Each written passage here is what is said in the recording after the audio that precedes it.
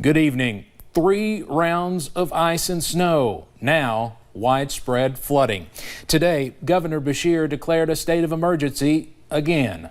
The National Guard is activated to help local officials with relief efforts. Tonight, our team is spread out across eastern Kentucky, giving us a small glimpse of the destruction left behind by floodwaters.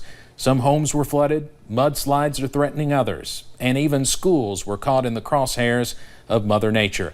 Tonight, we begin our coverage with WYMT's Emily Bennett, live in Laurel County. Emily? Steve, yes, the sight here behind me is all too common across our region this evening. Many floodwaters are starting to recede, but it's a slow process here off of US 25 south of London. The home that you can see here behind me, it still has about 1 foot of water in it. Now, owner Sean Ostering says the flood actually started Saturday night, but never reached his home. Last night, the water rose quickly, and by 4 a.m., it was covering the floors. His wife and daughter did leave the house before the flooding began.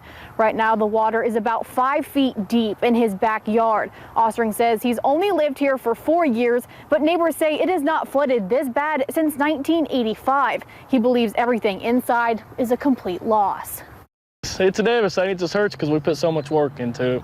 You know, we just literally repainted the house and put rock up behind the TV. We've done a lot of work lately, and, you know, it sucks to see it go. Money-wise, it shouldn't be terrible. I'm blessed, you know. Family's important, and they're alive, and, you know, God always finds a way, so. Now, the good news is Ostering does have flood insurance, but he's just waiting on the call from the insurance company to see what his next steps will be. Now, the thing that he says hurts the most is he believed that this was his family's forever home. So just some devastating stories across the region tonight. Steve? Yes, one of many. Emily, thank you very much. The London Laurel Rescue Squad responded to calls all night. About 7 vehicles were stuck as water overflowed its banks. Nathan Kirby with the rescue squad says it was difficult for even them to get to some of the cars. Meanwhile, some members of that rescue squad went to neighboring Clay County to help out. Here's a look at the Oneida community. Crews were forced to travel by boat in some areas. As you can see, homes were surrounded earlier today. Right now, we have not heard of any injuries or deaths due to the floodwaters. A bit of good news in all that destruction.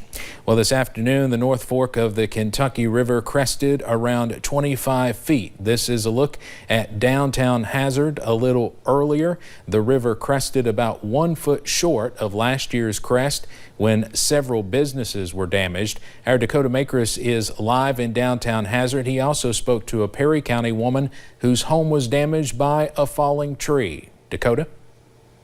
Hey, Steve, good evening. Yeah, I'm here on Main Street in downtown Hazard. Crews are actually working on the other side of me, spraying mud off of parking lots. And you can probably see way down there, a man on the bulldozer. He's been going in and out of the water. I'm just trying to break up some of that mud. And right now, I'm actually right next to the city courts, and the water has receded some. I saw some pictures last night, and it's kind of receded some. The river still moving quite quickly. And like you said, Steve, I did speak to a woman in Bonnyman who woke up this morning to a tree in her house. Here's what she had to say.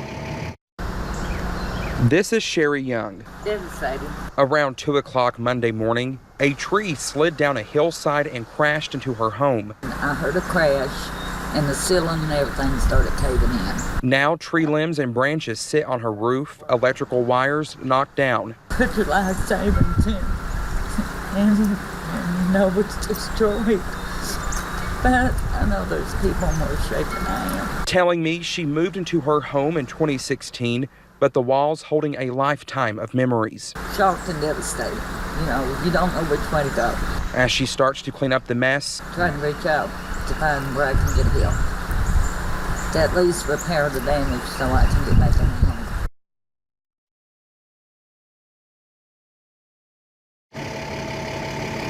Now, Steve, Perry County Judge Executive Scott Alexander told me earlier today the county is looking to see if FEMA can help people with individual assistance, and still, he said they're looking into that just in case FEMA can help with any assistance to any homeowners or anyone in the county. But Steve, I'm live in downtown Hazard, Dakota Makris, WYMT Mountain News. All right, Dakota, thank you. Good to see the water finally going down just a little bit. Well, floodwaters in eastern Kentucky have left no community untouched, including the campus of Alice Lloyd College. The June Buchanan School was also left heavily damaged after the heavy rain. The private K-12 school was filled with nearly 4 feet of water on the ground floor. And Director of Development Allison Southard says while they are heartbroken, they are pushing forward. Our dean of our June Buchanan School, Dean Clark, and our teachers have actually all gotten down there. They are moving out what can be salvaged so that we can get it out and clean it.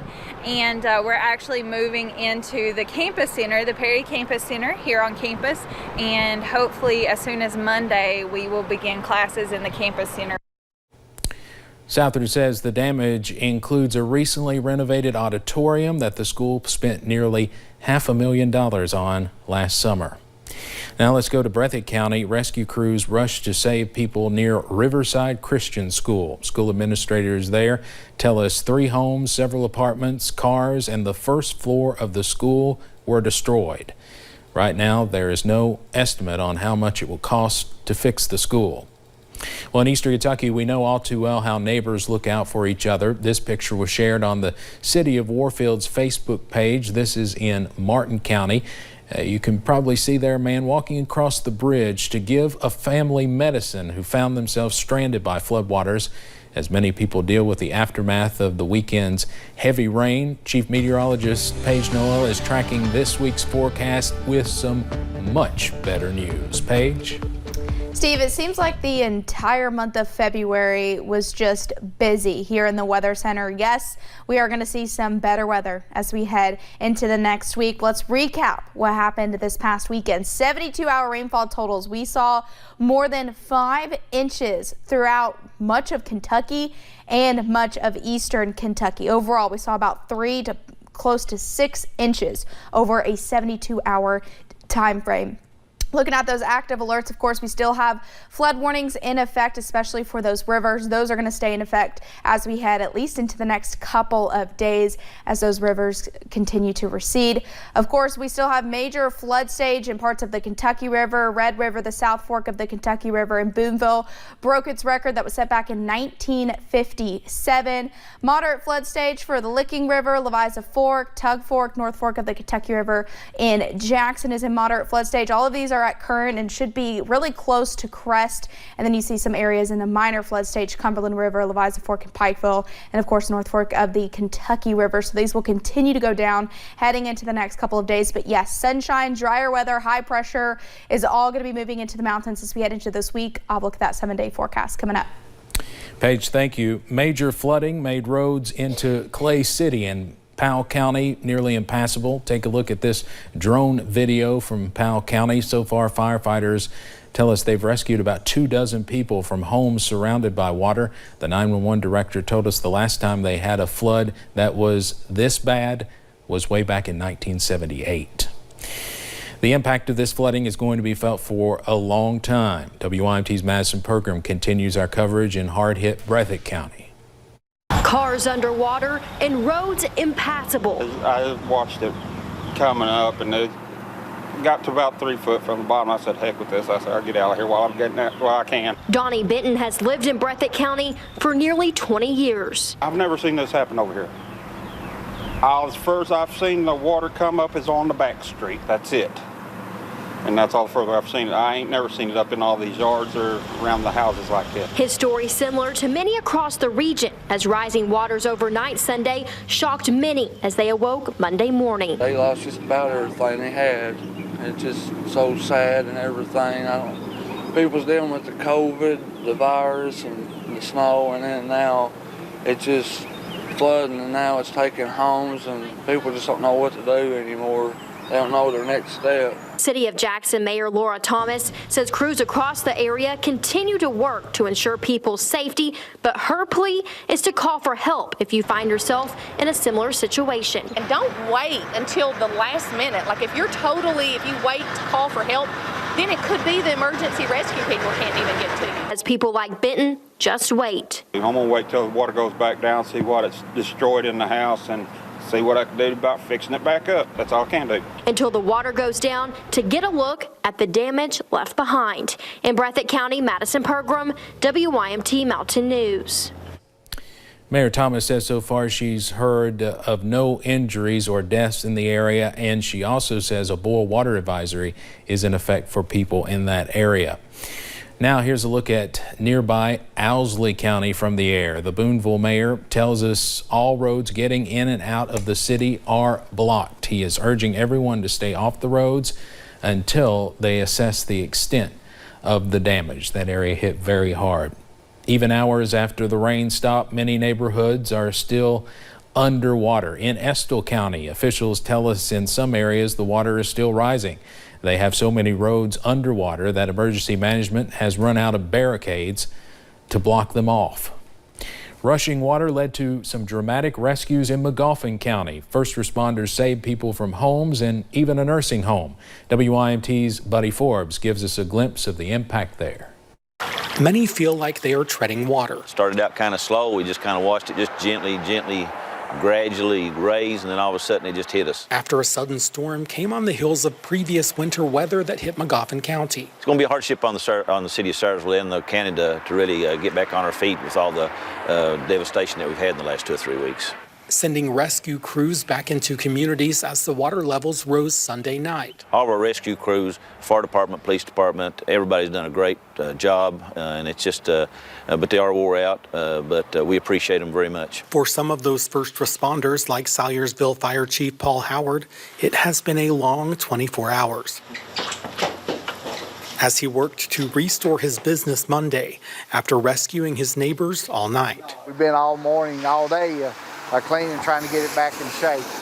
From evacuating the nursing home as a safety precaution to helping people who were stuck in the water. Their car was rushed away and they was in the main stream going downstream, and a tree happened to catch them. It's untellable where they'd been. He says he is glad everyone made it through unharmed, but he hopes the community will remember as they continue to wade through the issues caused by the floodwaters.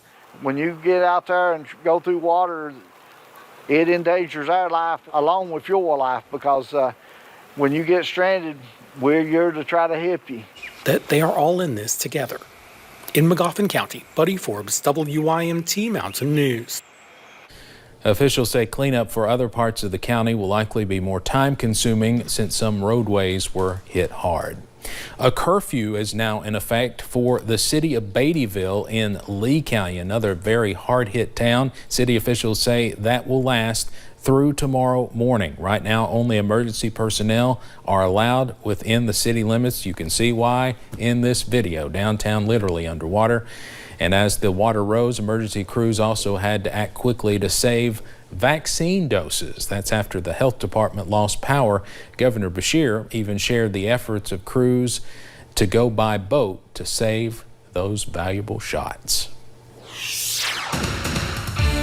We're going to see a lot more sunshine as we head into the next 7 days. High pressure will bring in those mild temperatures as well. I'll have those details coming up.